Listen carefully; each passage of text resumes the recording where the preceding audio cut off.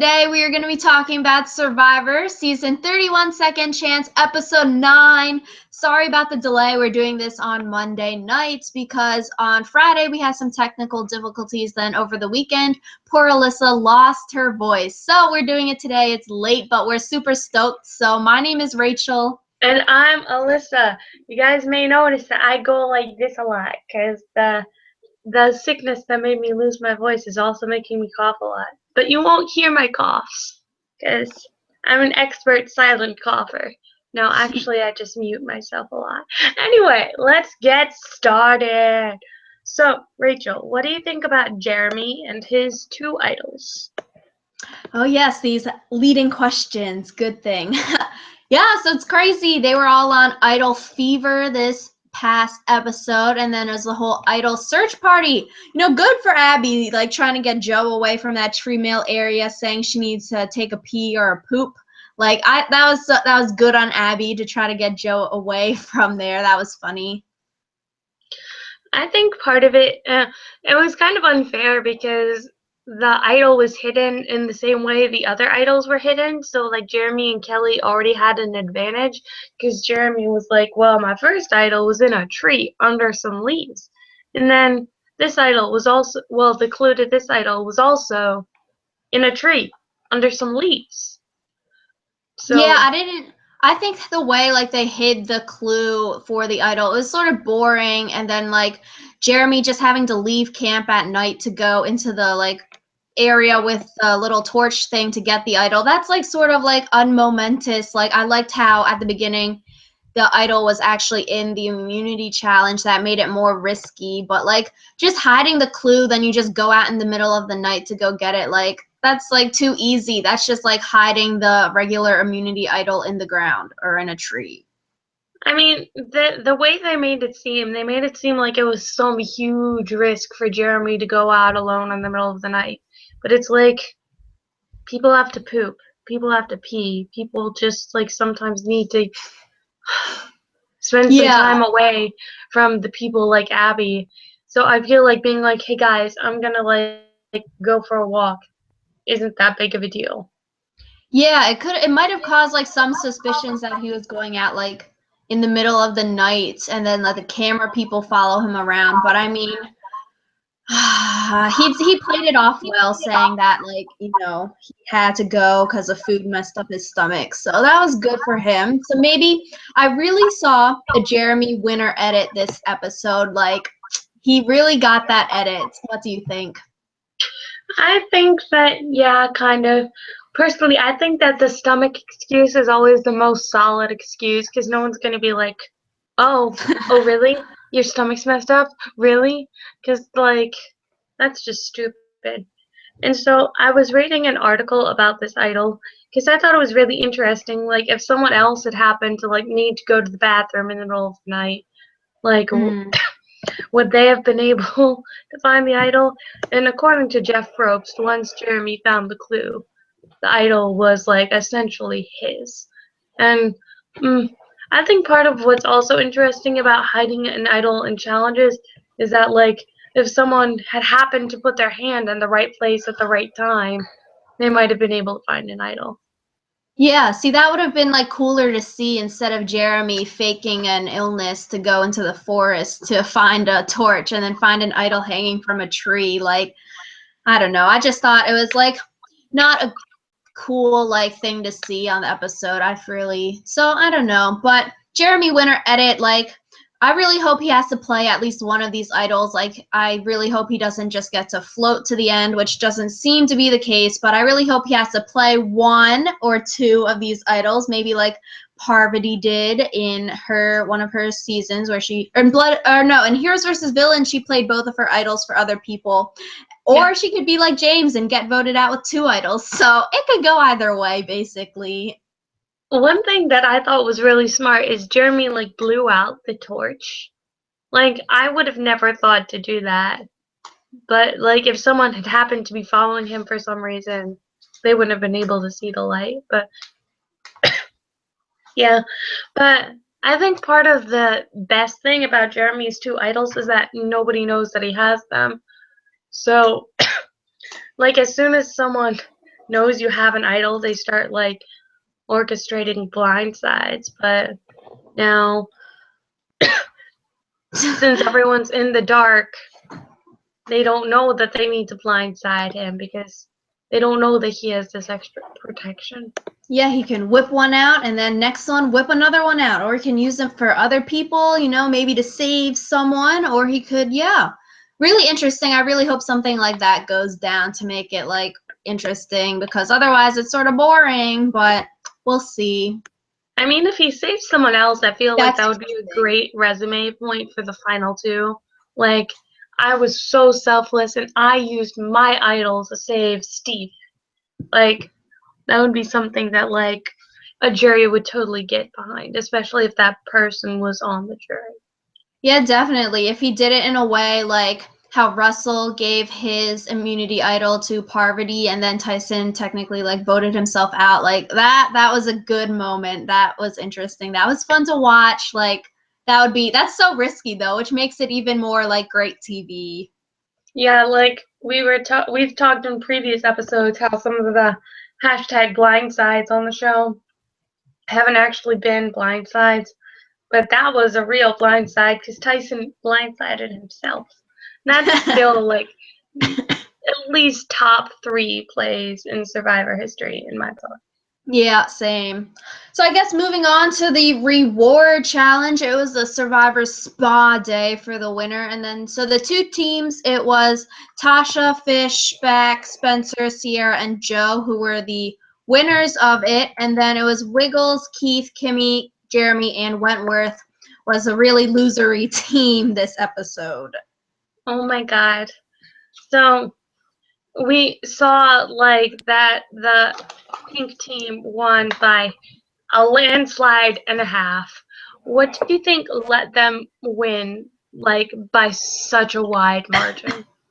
Yeah, I know. Like the other team didn't even get to the puzzle part, so like they were like the Tasha's team was so far ahead. It was like crazy. Man, I don't know.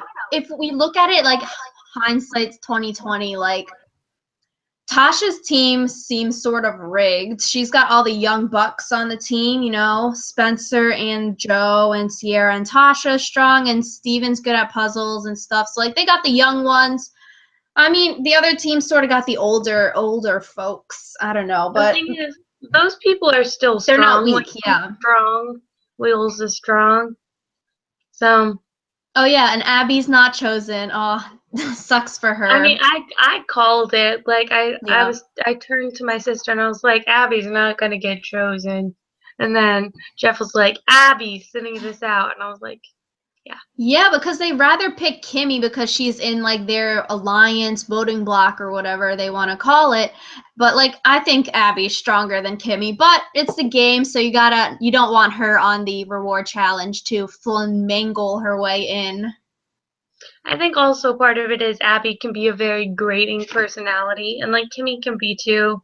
I feel like Abby's more bossy than Kimmy, so. Yep, and Keith got his signature spit here. He got 2 this episode. That's all the screen time he gets when he spits. Yeah, so I guess going on to the reward, the actual reward, they were on the spa. How cute. And Fish said last episode about he was bummed out that he's like missing opportunities to talk and like make those alliances while they're all relaxed. So it's good.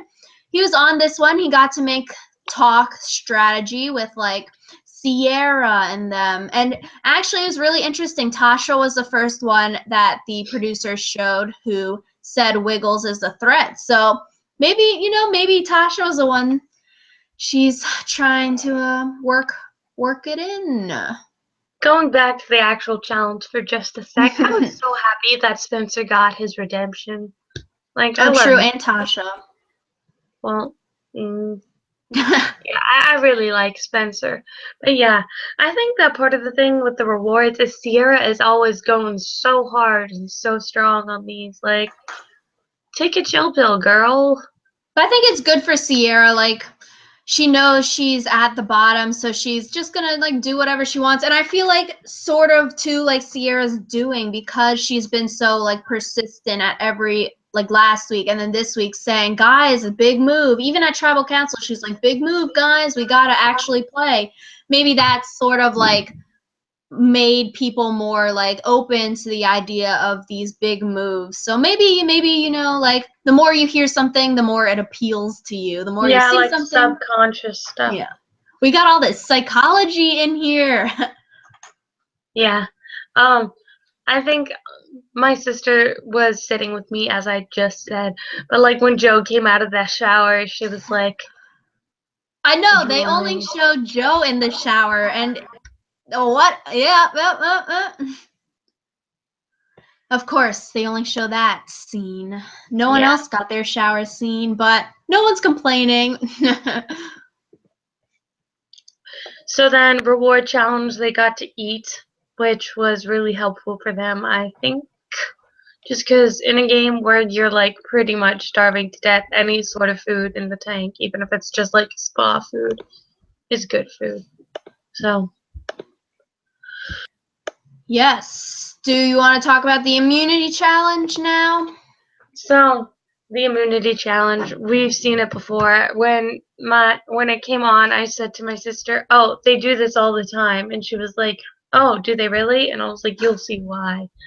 Yeah, and so actually, from Brains, Bronze, and Beauty, since I was just like rewatching that, when they did that doghouse thing, how Jeff was mentioning, they actually started one step lower. So in this episode, they started on like the second highest step yeah, instead that's of what the I lowest noticed. Like one. I thought that normally they have like an extra step, but I feel like that step is actually might be the hardest, just because like with the way your legs are, you need to make sure that your thighs were really strong.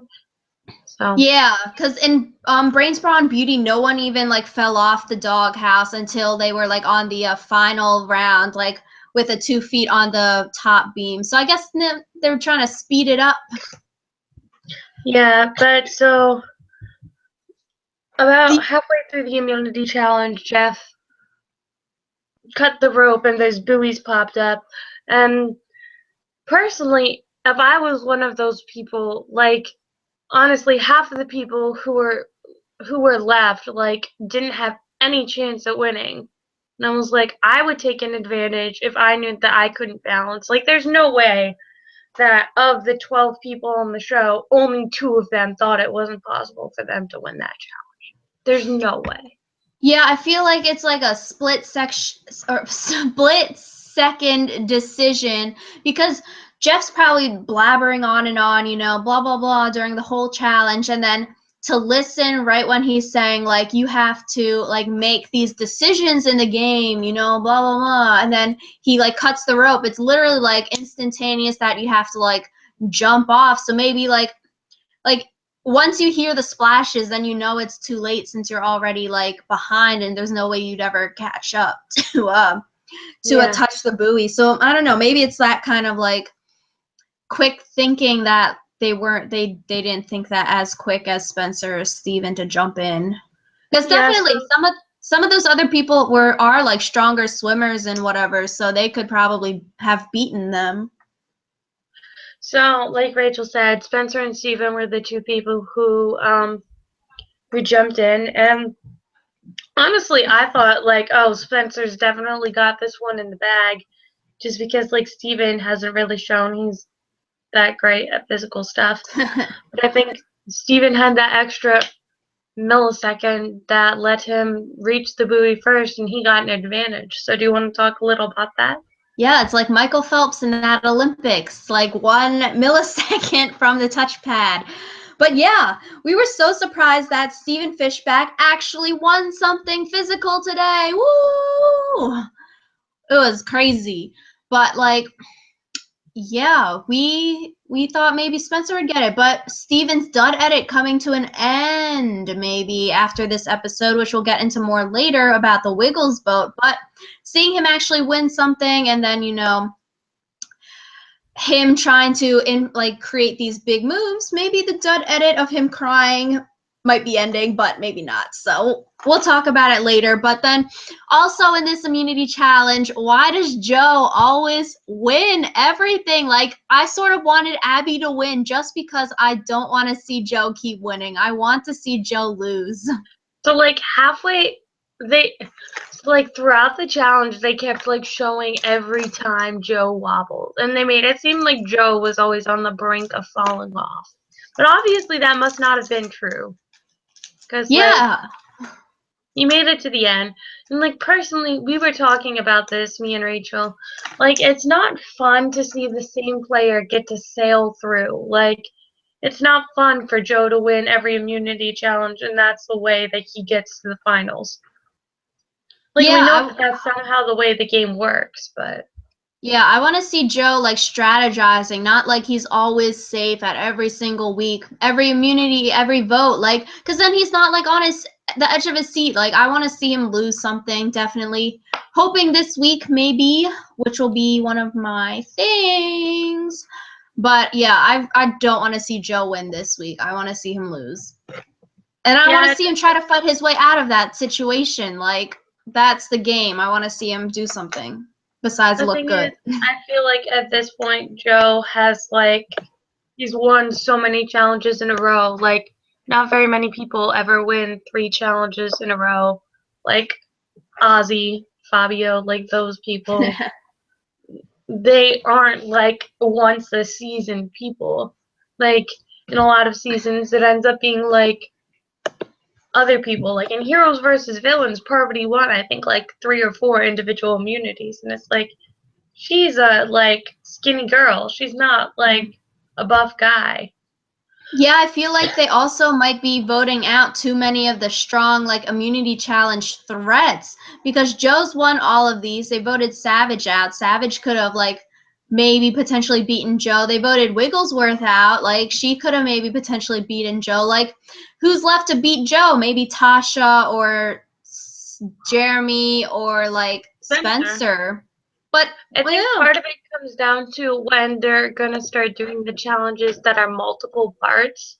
Like mm, in back when it was still like the tribe phase, it was like you there was a physical component, but there was like a mental component as well. Like when Steven won his immunity in the Tocantins, it wasn't because like he was a great physical player, it's because he could memorize the symbols the quickest. that was And I think literally when it gets to amazing. like that stage of the game where they have to do puzzles and memorize stuff, that might be when Joe stumbles. Yeah, like running around, physical, mental, like all three aspects. But literally, when Steven won that in one shot, that was the best moment ever. That was perfect.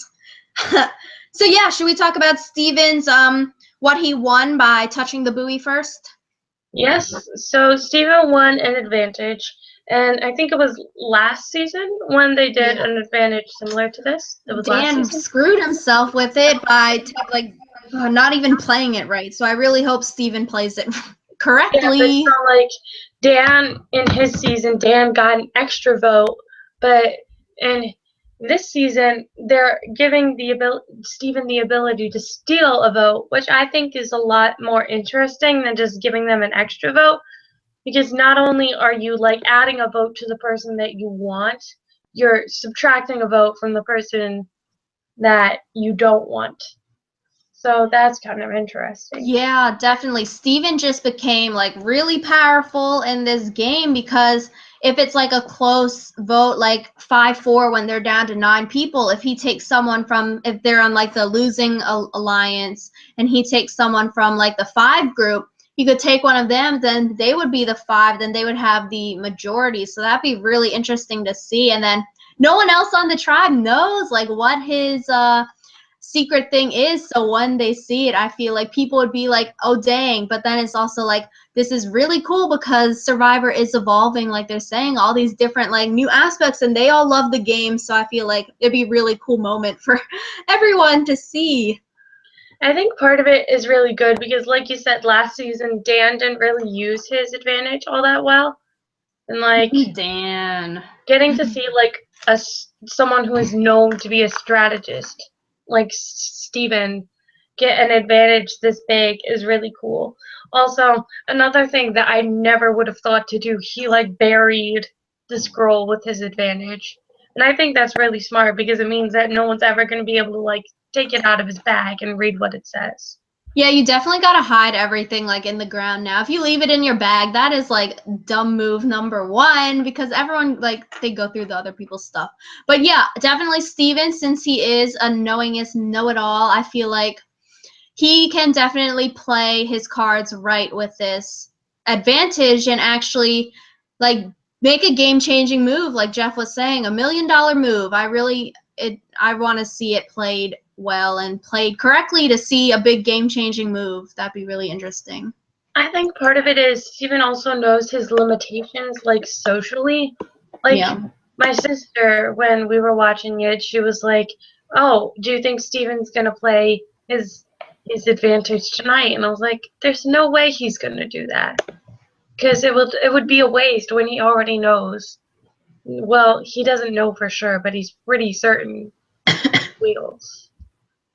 Yeah, I feel like Steven really came to like the front of his alliance tonight because he really showed that he is thinking and he was the one to spearhead this whole Wigglesworth voting out, like with his Jeremy group and with the Witches Coven group. So I feel like he did really well tonight. Definitely deserves a high five for getting this vote.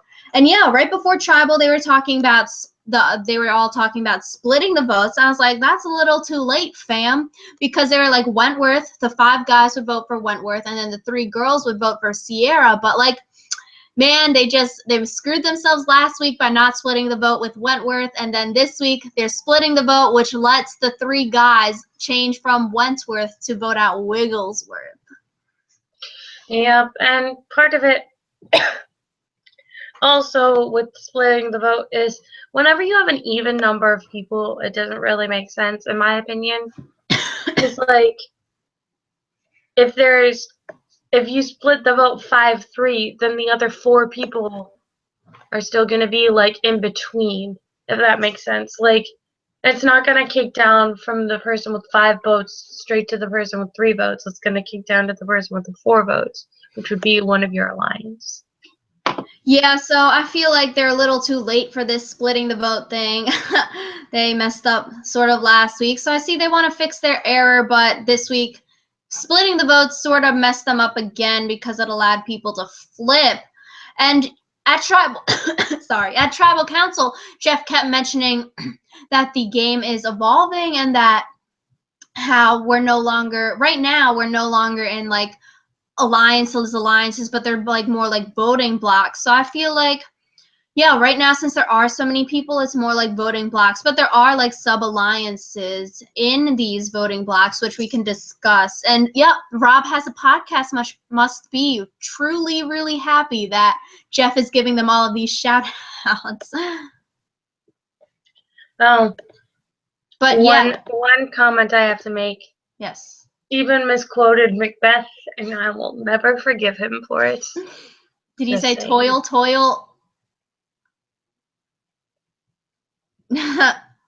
Yeah, it's not boil, toil and trouble. So, anyways, on to tribal council. Yes. Yeah, so Wigglesworth, she didn't even raise her hand when Jeff Probst asked the group, like, who, like, thinks they're going home. Like, a lot of other people raised their hand, and Wigglesworth didn't even raise her hand. Meh, meh. Personally, I think whenever you think you're not going home, that's when you should be the most scared. Yeah. It's because, like, blind sides are the name of the game, especially in, like, a game like this where they're all returning players, so. Yeah, I don't know. Maybe that's Kelly's downfall. And then yeah, when Wentworth went up to cast her vote, she was like, there's only room for one Kelly on the island. And I thought that was really cute. I was like, go Kelly. Yeah, so Wigglesworth got voted out, obviously, and I don't know. I'm not sure. We didn't really see a lot of her recently, so I'm not sure how great of a move it was. So, what do you think? Yeah, I was surprised they voted out the golden girl of Survivor, like the poster child for Survivor, and then the producers didn't give her a lot of screen time. So it's sort of like new fans of the show would be like, who the heck even is Kelly Wigglesworth? Like, I don't know, because I guess like she's more of a quiet, reserved person, it seems like, from all of her other stuff, that like she's not that interesting to watch on TV. So then the producers gave more time to like Steven or Jeremy or Joe, who is like compelling on TV and has like that sort of outgoing personality kind of thing. So maybe that's why she got less airtime. I think also part of it is they don't want to like always be broadcasting who the winner is by who gets the most screen time.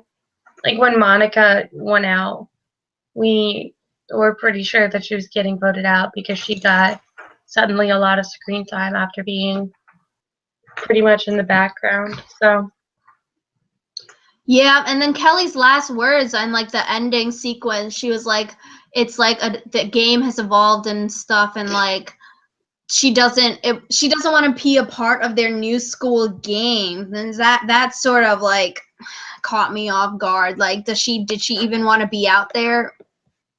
I don't know. Part of it is if you're not going to be willing to accept the fact that the game has evolved, just don't go on the game at all. Just like, I feel like most of the people who are like on right now who are still remaining are like new school.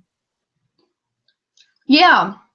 And that's part of the game, is like to have it change. Like, you can't be expecting season 1 now, like 15 years later, to be the exact same game. So, yerks. Yeah. Like thinking about the glory days isn't gonna like help moving forward. So speaking of moving forward, next week, well this week actually, 2 days from now, we're getting 2 hours of 2 Survivor, which is super hours. exciting.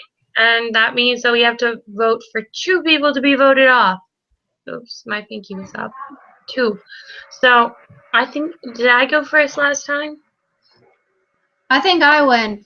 I'm not sure. So what we're going to do, I think we're going to do, we have to get the order right for the 2 people we think we're going to get voted off. So we'll guess like the first hour vote off, then we'll do the second hour vote off.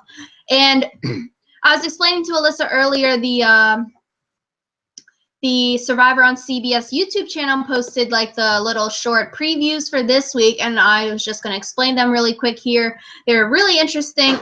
So in like the last Wednesday's episode, at the end of the episode, how they show the previews, it showed people like having to hold out their hand and showed a white or black rock at the challenge. So we thought maybe it was like a food challenge where like if you show like white, you don't participate in immunity, but instead you get like food or warmth or something.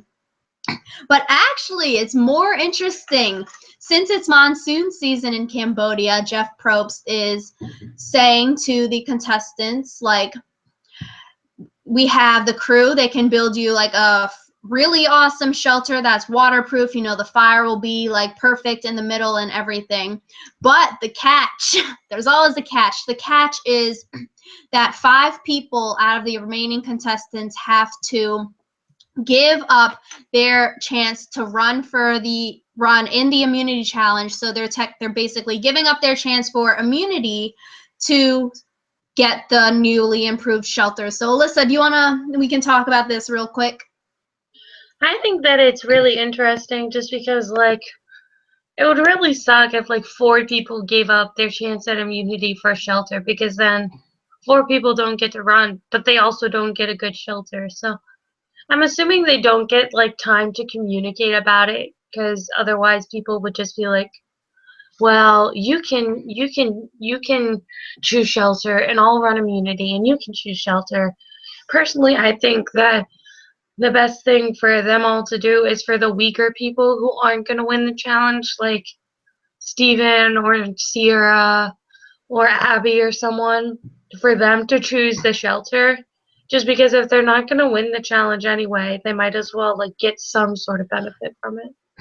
True, that would be smart. It really is like a damned if you do, damned if you don't situation. Because if you give up your chance to win immunity, like, sure, you get shelter and you can help the greater good, but then you could be voted out this tribal council. Then you don't even get to experience the newly improved shelter.